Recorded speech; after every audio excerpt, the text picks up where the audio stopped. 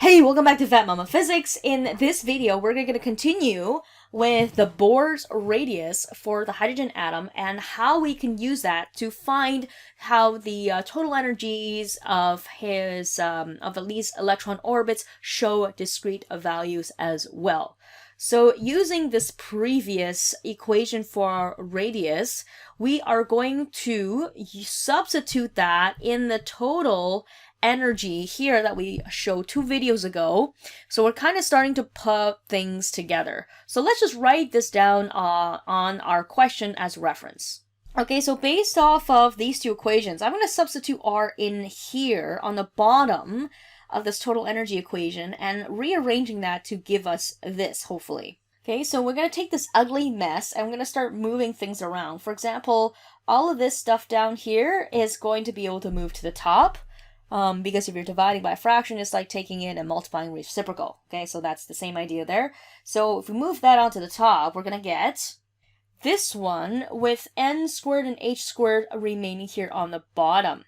So let's start canceling things out. For example, this 2 and the 4 can cancel out to make a 2. Notice this k here and this k can combine into k squared. E squared with e squared to e to the power 4. So making those adjustments, we can even move the n squared on the outside by just saying we're going to multiply by 1 over n squared as well.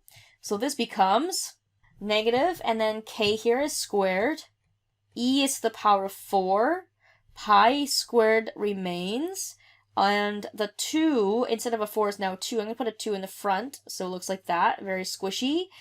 And we have mass all over Planck's constant squared, and I'm going to multiply this by 1 over n squared just to move n squared to the outside as what the sample here is showing us. And if we want to just rearrange it for it to look like our sample there, we can do that as well. So yes, we got the 2, or sorry, there's the minus sign. Don't forget the minus sign. Okay, so we got the 2. Okay, we got the pi squared.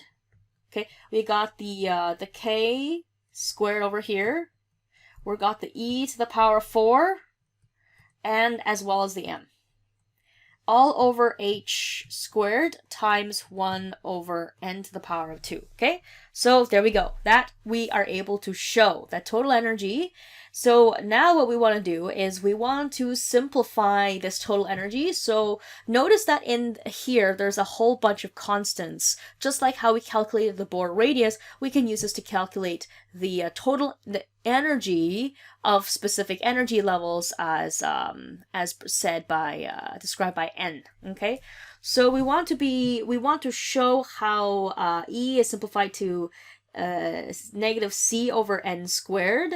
So what that's going to mean is c is probably going to be this whole slew of numbers over here. So let's do that. So this over here is going to have to be c. Actually, no, not the negative sign, because the negative sign is still featured here. So that's just this number here is going to be our c. So why not we go ahead and calculate the c value, treating k as the Coulomb's constant, E as an elementary charge. This would be the mass of an electron, and the Planck's constant squared. This gives us 2.16 times 10 to the power of negative 18 joules. And is it in joules? Yes, because n is unitless, so nc should be in joules, divided by, and we wanted to show this in EVs, okay, so that's going to divide by 1.6 times 10 to the power of negative 19 joules per EV, electron volt. And then as a result, we get 13.542 EVs. So not exactly 13.6, but keep in mind the units, the constants that we used were all basically from our data booklet, and the more specific ones we can find online to use specific value for K, for the charge, mass of the electron, and the Planck's constant for us to get a closer value to 13.6. So, but we are able to show that 13.6 is indeed that constant, meaning that if n is equal to 1, then the energy level associated with that first level is going to be negative 13.6 electron volts. So if we take a look at our diagram for the different energy states, that's exactly the first one. The first energy state n equals 1 is 13.6, negative 13.6. So as we go up the values go up the orbitals, the shells, the states, we should get these values based off of this Bohr model over here. So that's what the next few questions are going to be targeted towards, 5 and 6. So now that we have this equation, and guess what? It is exactly the one that you see in your data booklet. So if we go here, topic 12, there we go. E is equal to negative 13.6 over n squared electron volts.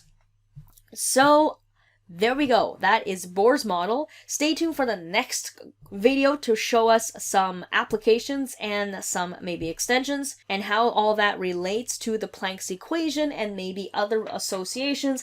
I thank you for watching. I wish you good luck. Phantom Physics signing out.